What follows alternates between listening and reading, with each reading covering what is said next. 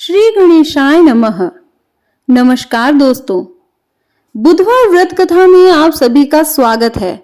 कथा प्रारंभ करने से पहले आप सभी भक्तों से अनुरोध है कि कथा को पूरे सच्चे मन से और संपूर्ण अवश्य सुने। समतापुर नगर में मधुसूदन नाम का एक व्यक्ति रहता था। वह बहुत धनवान था। मधुसूदन का विवाह बलरामपुर नगर की सुंदर लड़की संगीता से हुआ था। एक बार मधुसूदन अपनी पत्नी को लेने बुधवार के दिन बलरामपुर गया। मधुसूदन ने पत्नी के माता पिता से संगीता को विदा कराने के लिए कहा। माता पिता बोले, बेटा आज बुधवार है, बुधवार को किसी भी शुभ कार्य के लिए यात्रा नहीं करते। लेकिन मधुसूदन नहीं माना। उसने ऐसी शुभ अशुभ की बातों को न मानने की बात कही। दोनों ने बैलगाड़ी से यात्रा प्रारंभ की। 2 कोस की यात्रा के बाद उसकी गाड़ी का एक पहिया टूट गया।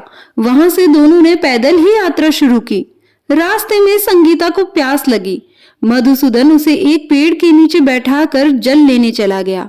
थोड़ी देर बाद जब मधुसूदन कहीं से जल लेकर वापस आया तो वह बुरी तरह हैरान हो उठा, क्योंकि उसकी पत्नी के पास उसी की ही शक्ल सूरत का एक दूसरा व्यक्ति बैठा था।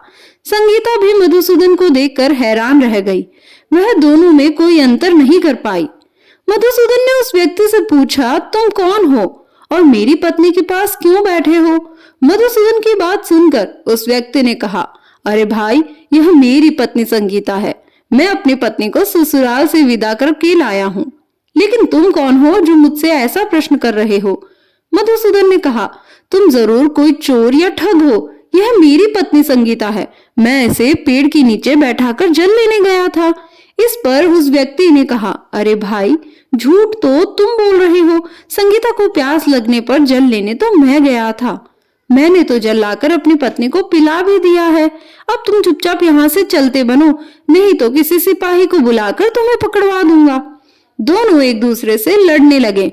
उन्हें लड़ते देख बहुत से लोग वहां एकत्र हो गए। नगर के कुछ सिपाही भी वहां आ गए। सिपाही उन दोनों को पकड़कर राजा के पास ले गए। सारी कहानी सुनकर राजा भी कोई निर्णय नहीं ले पाया। संगीता भी उन दोनों में से अपने वास्तविक पति को नहीं पहचान पा रही थी। राजा ने दोनों को कारागार में डाल देने के लिए कहा। राजा के फैसले पर असली मधुसूदन भयभीत हो उठा। तभी आकाशवाणी हुई, मधुसूदन, तूने संगीता के माता पिता की बात नहीं मानी और बुधवार के दिन अपनी ससुराल से प्रस्थान किया।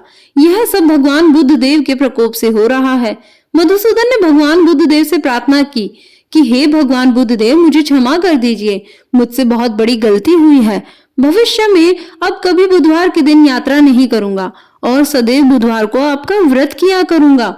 मधुसूदन के प्रार्थना करने से भगवान बुद्ध देव ने उसे क्षमा कर दिया। तभी दूसरा व्यक्ति राजा के सामने से गायब हो गया। राजा और दूसरे लोग इस चमत्कार को देखकर हैरान हो गए। भगवान बुद्ध देव की इस अनुकंपा से राजा ने मधुसूदन और उसकी पत्नी को सम्मान पूर्वक विदा किया।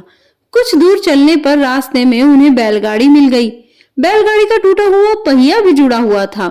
दोनों उसमें बैठकर समतापुर की ओर चल दिए। मधुसूदन और उसकी पत्नी संगीता दोनों बुधवार को व्रत करते हुए आनंद पूर्वक जीवन यापन करने लगे। इस तरह भगवान बुद्ध देव की कृपा से उनके यहाँ खुशियां बरसने लगी। इस तरह जो स्त्री पुरुष विधिवत बुधवार का व्रत करते हैं, व्रत कथा सुनते हैं, भगवान बुद्ध देव उनके सभी कष्ट दूर करते हैं। कमेंट बॉक्स में श्री गणेशाय नमः अवश्य लिखें।